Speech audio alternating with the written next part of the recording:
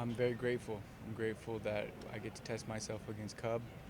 I know he's lost a few fights, but really he's a tough opponent, and he lost only to really top guys. And I think it's going to be a good test. He's been submitted in a lot of his losses. Where do you kind of see the flaws in his ground game and maybe some past fights that have kind of allowed those openings for submission guys? I mean, it's difficult because the fight happens so fast, and really it changes. He could be training specifically what happened so it didn't happen again. So I can't really be too stuck on the footage that's out there. I think fights happen differently with each people, and I'm never putting all my attention into the previous fights of anybody. Every time I fight somebody, it always looks different than any of the other fights. So I'm not too concerned with looking for a hole in his game, because I'm sure he might have already filled that hole up. So I'm just going out there and fighting my best to my best abilities, train hard as always, and train to kill. The Gracie network's really huge in Tampa. Do you have any connections over here, or do you train with any of the? I know Hobson Mura. Hobby Mura, I've known him for a You're long not time. talking about Hobby K, are you? No, Hobson Mura is jiu-jitsu black belt. He's won the world's a long time. He's a little littler weight, a little lighter than me, but we had a good time in Japan, and he's a legend in the jiu-jitsu world.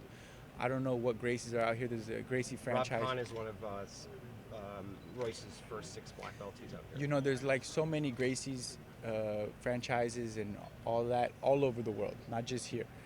And it's a big web that the Gracie name has spread. Royce has a real black belt here, so. Yeah, I'm sure he does. I'm sure more Gracies do too, and I'm glad that all happened. Yeah, I'm glad that all happened.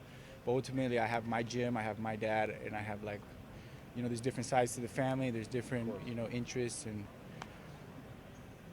that's how we do it. And recently, Cub Swanson spoke to, I believe it was UFC Unfiltered, and said he was, he got kicked out of a few jiu-jitsu school gyms because he's fighting you, and they didn't allow him to train. I'm curious to see if you're a school owner as well. If you have any thoughts on that. Yeah, I do. I have the way I grew up in training and fighting in martial arts is you basically have a clan, you have a team, and you're with your team forever, and if you leave your team, you're a traitor. That's the way I grew up, and in Portuguese they call it creonte. And so for me, I have this instilled in me, and no matter how things are going with me or my team, it's always my team. I don't get to just pick and choose as I go along with this career, whether it's jiu-jitsu or whether it's fighting. So I think that in the olden times, the war, you have a clan, and you can't just go back, I didn't like this clan this time, and I'm going to go somewhere else. So I think ultimately, in modern day right now, you tell me something like that, I'm like, duh. But I want to see what gym actually told them not to, because I saw him have a photo with a jiu-jitsu gym, and I saw that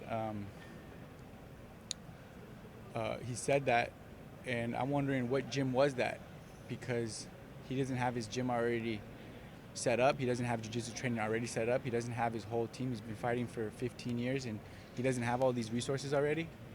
So it doesn't make any sense to me that this happened now, and it doesn't make any sense to me that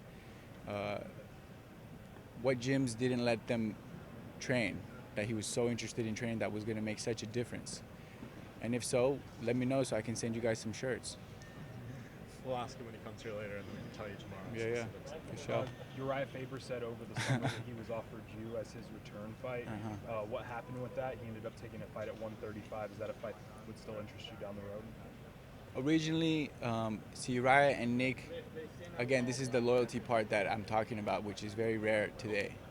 Nick and Urijah had a deal to not fight each other's teams for a long time.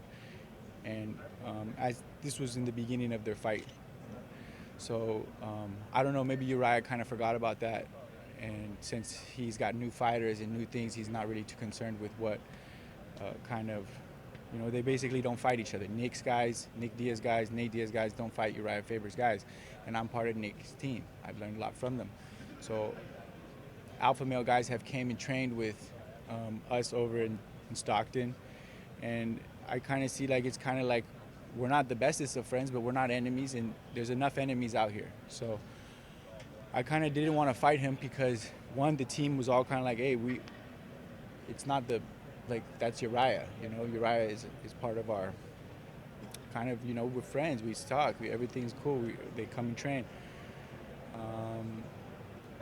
So that was kind of the situation. So I kind of didn't want to step on anybody's toes. I didn't want to make anybody from my team feel, weird. I didn't want anybody from their team to feel weird. So I just kind of was like, it's not an interesting fight for me.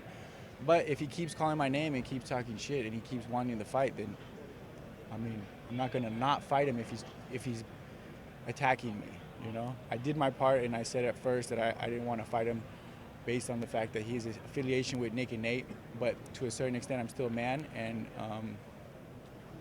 I personally do not have a relationship with him. And it's been 9 months